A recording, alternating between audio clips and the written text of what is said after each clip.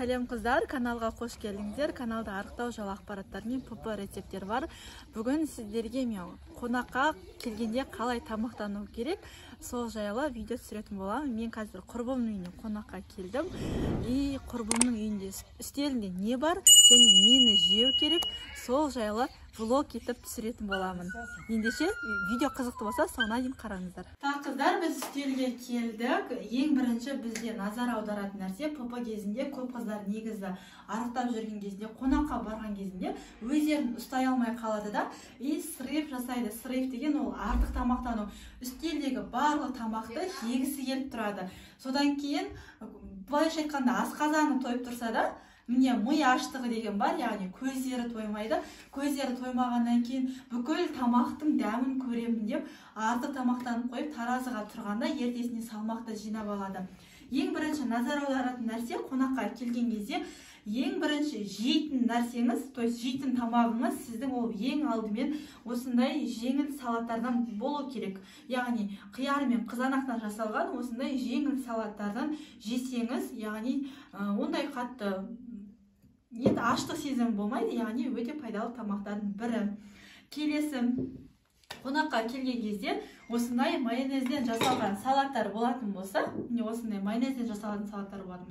бұлар сіздерге калорийный тамақтар болып келеді және артық салмақты жинап алуға көмектеседі. Дәл осындай майонезді салаттың орнына дәл осы ешқандай қосылмаған, жай ғана өте жеңіл салаттың бірі қияр мен қызанақтан жасалған салатты жеуге кеңес беремін. Ал енді келесі кезекте осы қонаққа келген кезде дәл осындай жеміс-жидектер болады. Жеміс-жидектерден сіздерге ұсынар едім. Негізі жеміс-жидектері қонаққа келген кезде 4-те 5-те келсеңіздер, онда жеуге болады. Ал если қонаққа кешке келетін болсаңыздар, онда жеміс-жидектерді кешке жеуге мүлдем ұсынбаймын. Негізі дәл осындай жеміс-жидектерді 4-5-ке дейін ғана жеуге болады. Арықтау барысында жеміс-жидектер тек қана максимум 1-2 дана жеткілікті. Арықтау барысында жүрек жалғауға жесеңіздер тіпті керемет. Ал егерде мен сияқты кешке келетін болсаңыздар, онда жемеуге кеңес беремін. Келесі кезекте міне құрғақ жемістер, яғни сухофрукты деп аталады. Негізі құрғақ жемістер калорийный тамақтардың біріне, калорийный өнімдердің біріне кіреді. Бірақ мынау сухофрукты, мысалы 100 грамм мейізде 59 грамм қант болады. 100 грамм мейізде ойлап қараңыз. Егер тәтті құмары болсаңыз, өзіңізді денсаулығыңызда қатты прям арықтағанды қаласаңыз, денсаулықты күткенді қаласаңыз, онда сухофруктыйды жеуге кеңес беремін. Қарапайым тәттілерге қарағанда осы сухофруктылар кішкене пайдалы болып келеді. Енді келесі кезекте самый прям қыздардың слабый жерлері ол осы дәл осындай тәтті торттарды көрсе өздерін тоқтата алмай қалады. Егер де қонаққа келсеңіз, арықтап жүрсеңіз, онда осындай тәттілерді үйге сарқыт ретінде алып кетуге кеңес беремін. Және алғашқы перекуста, яғни алғашқы жүрек жалғауда сағат 11-ге дейін жеуге кеңес беремін. Дәл осындай тәттілерді. Ал егер де мен сияқты кешке қонаққа келетін болсаңыздар, онда жемеуге тырысыңыздар. Келесі кезекте дәл осындай конфеткалар. Енді конфеткалар ондай қатты актуалды емес, бірақ қонаққа келген кезде тіпті арықтап жүрген қыздар осындай тәттілерді көрсе де кешкі уақытта жеп қояды. Дәл осындай тәттілерді жегіңіз келсе, онда 2 аптада 1 рет жеуге рұқсат. Енді келесі кезекте арбуз жайлы айтайық. Жалпы негізі қыздар, арбуз өте пайдалы тағамдардың бірі арбуз. Бірақ егер де сіздер жаңағыдай ағзаңызды айына 1 рет тазартатын болсаңыздар, онда арбузды, яғни 1 күн бойы жаңағыдай 5 мезгілден арбузды жеуге болады. Яғни арбузбен де ашуға болады. Мәселен, таңғы асты арбуз, түскі асты арбуз, жүрек жалғау кезінде осы қарбыз, то есть арбуз деп қарбыз, кешкі асты да қарбыз жеуге болады. Бұл монодиетаға кіреді, айына 1 рет қана жасауға болады. Енді келесі кезекте мына самсаларды алайық. Жалпы негізі самса бұл ондай қатты пайдалы тағамның бірі емес, бірақ мынандай 100 грамм самсаның өзінде 250 калорияға дейін болады. Самса егер тек қана еттен жасалса, онда етін жеуге болады. Ал бірақ осы самсаның құрамында трансмайлар болады, өйткені бұлар майға оралып дайындалады. Ал егер арықтап жүрсеңіздер, тек қана етін жеңіздер, ал қамырын емес. Келесі кезекте ананас жалпы негізі майды ерітетін жемістердің қатарына кіреді. Ананасты жеуге де пайдалы. Егер де қонаққа келетін болсаңыздар, күндізгі уақытта келсеңіздер, онда жеуге болады. Ал кешкі уақытта келетін болсаңыздар, 1-2 данасын жеуге болады. Ал бұлайынша көп жеуге де кешкі уақытта негізі болмайды. Енді салат цезарь. Барлық қонаққа барған кезде негізі үстеле салат цезарь болады.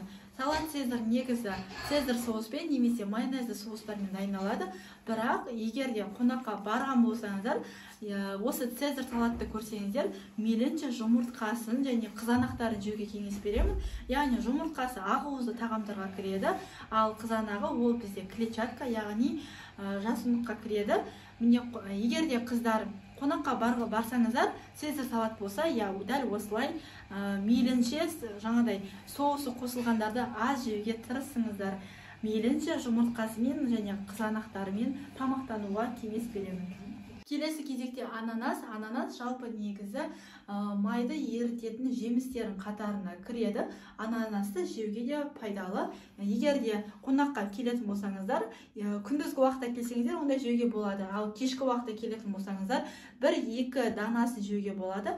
Ал бұлайынша көп жеуге де кешкі уақытта негізі болмайды.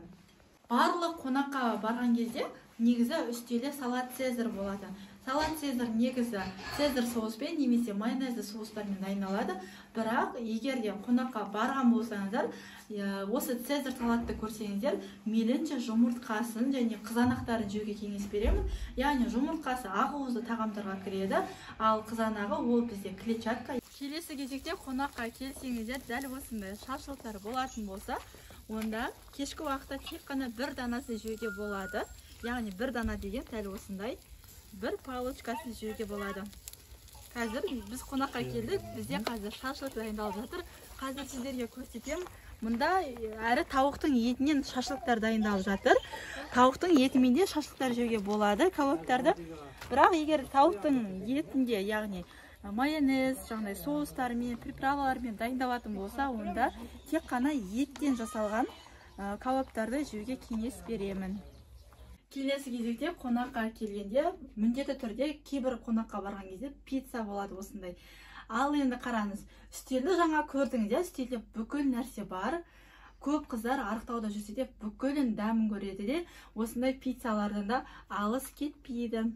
Егер де пиццаны прям жемесем тұра алмайды десеңіз, онда дәл осы 1 дананың жартысын ғана жеуге болады. Ал егер де кешкі уақытта келетін болсаңыз, мейлінше жемеуге тырысыңыз.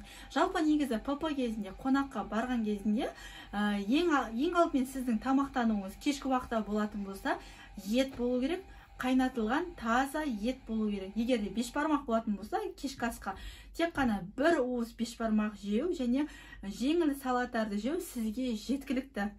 Ал егер де тәттілер болатын болса, жаңа айтқандай үйге алып кетесіздер. Ал осындай пиццалардан прям көзіңіз алмай, прям жемесем тұра алмаймын деп өзіңізді қатты шектей алмай тұрсаңыз, онда дәл осының жартысын ғана жеуге кеңес беремін. Дәл осындай пиццалар менің құрбымның анасы негізі аспазшы, яғни повар. Содан кейін қазір пиццаның дәмін көруге кеттік. Қараңыздар, пицца қалай күшті болып шыққан. Негізі ПП пиццаларды дайындауға болады, ПП түрін дайындауға болады. Яғни оның калориясы аз болып келеді. Бірақ қандай тамақты дайындадыңыз, оның жаңағыдай құрамына мән беріңіз. Егер оның құрамы тек қана майонезді соустардан осындай жаңағыдай қоспалардан тұратын болса, онда оларды жемеуге тырысыңыздар. осымен қыздар, менің блогым аяқталды. Құрбым үйіне қонаққа келді. Енді үстелдің үстіне тамақтануға кеттік. То есть пиццаны үстелдің үстіне апаруға кеттік. Менімен бірге болғандарыңыз үшін рахмет. Каналға тіркеліңіз. Видео ұнаса каналға тіркеліп, лүпіл басып, қоңыраушаны басуды ұмытпаңыздар. Қоңыраушаны басатын болсаңыздар, менің салатын видеолардың барлығы сіздерге көрініп отырады. Мені жоғалтып алмайсыздар. Teldeki güvercin, yalıdaki çapkın, kaldırımda baygın, sana da günaydın. Şarkıdaki serçe, camdaki teyze, uykusuz aşık, sana da günaydın. Teldeki güvercin, yalıdaki çapkın, kaldırımda baygın, sana da günaydın. Şarkıdaki serçe, camdaki teyze, uykusuz aşık, sana da günaydın. La la la la la la la la la la la.